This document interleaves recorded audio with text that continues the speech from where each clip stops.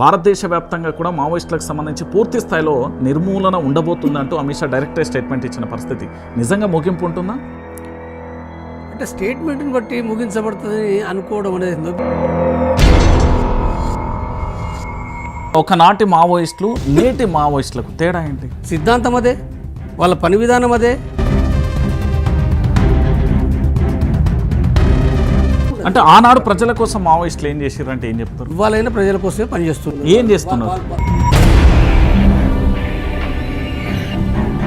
భవిష్యత్తులో అంటే ఇక మావోయిస్టు ఉనికి లేదు, ఇక ఉండబోదు అని చరిత్రలో చదువుకునే అవకాశం ఉంటుందా?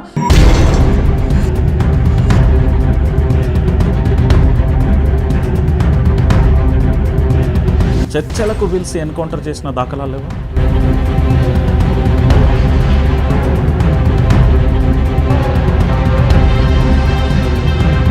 వాళ్ళు జనజీవన స్రవంతులకు రావడం అంటే సరెండర్ కావడం.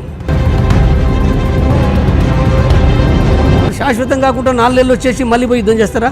అంటే పూర్తి స్థాయిలో మావోయిస్టులు అందరూ ఎక్కడా కూడా లేకుండా అంటే పార్టీ నిర్ణయం తీసుకున్నప్పుడు అదే జరగాలి కదా. పార్టీ కనుక సరిగ్గా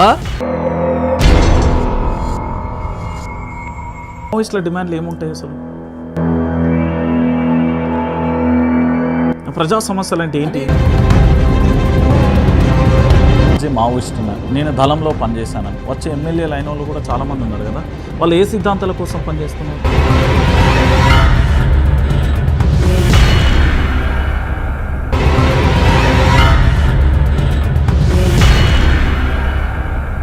బలం ఉన్నదా లేదా అనేది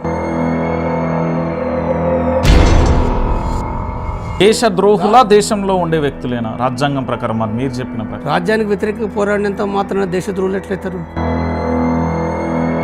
వాళ్ళు ఈ దేశ పౌరులు. వాళ్ళు